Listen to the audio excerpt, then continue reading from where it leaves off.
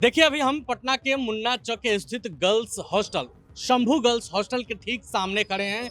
थोड़ी देर पहले अंदर एसआईटी की टीम पहुंची थी। सचिवालय एसडीपीओ अनु कुमारी भी साथ में थी। अंदर में क्या कुछ हुआ उसकी जानकारी तो नहीं है, लेकिन अंदर से अभी अभी एसआईटी की टीम बाहर निकली है। सभी पुलिसकर्मी निकले हुए हैं साथ में। हालांकि कुछ भी बोलने से साफ साफ मना कर दिया गया है। जब हमने एसडीपीओ अनु कुमारी से बातचीत करने की कोशिश की तो उन्होंने कुछ बोलने से इनकार कर दिया है। हालांकि ऑफ कैमरा उन्होंने कई बातें बताई हैं। ऑफ कैमरा उन्होंने बताया है कि इस मामले में अब तक कोई भी गिरफ्तारी एक्स्ट्रा नहीं हुई है। जो एक लोग हिरासत में है, एक लोगों की गिरफ्तारी हुई है, बस वही है।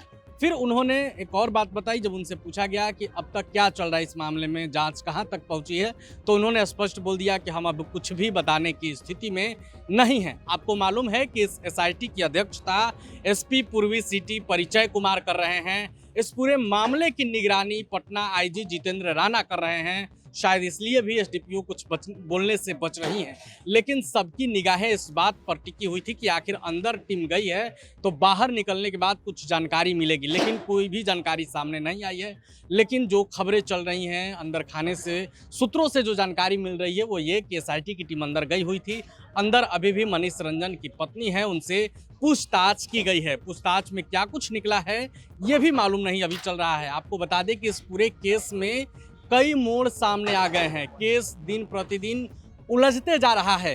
पहले तो सबने कह दिया कि नॉर्मल मौत हुई है, आत्महत्या की है, ओवरडोज, नींद की गोली की ओवरडोज की वजह से उसकी मौत हो गई है।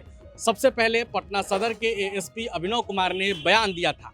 इसके बाद परिजनों के हंगामे के बाद, मीडिया कर्मियों के दबाव के बाद सियासत गलियारों में भी खूब बवाल हुआ और इसके बाद पोस्टमार्टम रिपोर्ट आया। उसमें फिर खुलासा हुआ कि बच्ची के साथ कुछ गलत हुआ है। शरीर पर कई खरोंच मिले थे, गर्दन से लेकर जांघ तक खरोंच के निशान थे, ब्लीडिंग भी हुई थी। सिटी स्कैन जब हमने पढ़ा तो सिटी स्कैन में भी सिर के पिछले हिस्से में ब्लीडिंग हुई थी।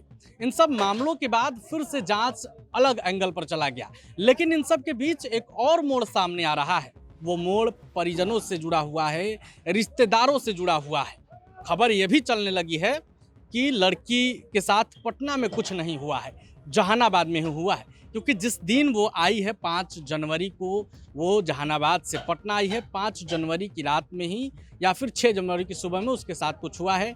6 जनवरी को जब दरवाज़ा नहीं खुला तो जब उसने दरवाज़ा नहीं खोला तो लोगों ने दरवाज़ा तोड़ा। हॉस्टल में जो लोग थे उन्होंने दरवाज़ा तोड़कर उसे बाहर निकाला। अब ऐसे में कहा जा रहा है कि हॉस्टल वालों ने ही उसके साथ कुछ गलत किया है। लेकिन दूसरी तरफ अब जो नया मोड़ सामने आया है उसमें ये सामने आ रहा कि उसके साथ पटना में कुछ हुआ ही नहीं है, जहानाबाद में ही उसके साथ कुछ कांड हुआ है। इसमें रिश्तेदार भी शामिल हो सकते हैं, ऐसी खबरें चल रही हैं। हालांकि इस बात की पुष्टि अभी तक नहीं हो पा रही है। एसआईटी काम कर रही है, पुलिस काम कर रही है अपना। जब तक पुलिस की ओर से बयान सामने नहीं आ जाता है तब तक कुछ भी कहना जल्दबाजी होगा। लेकिन हर एक अपडेट पर हमारी नजर बनी हुई है। सबसे पहले हम आपको बताएंगे। आप बने रहे प्रभात खबर के साथ। शुक्रिया। प्रभातखबर.com, विश्वास वही, रफ्तार नहीं।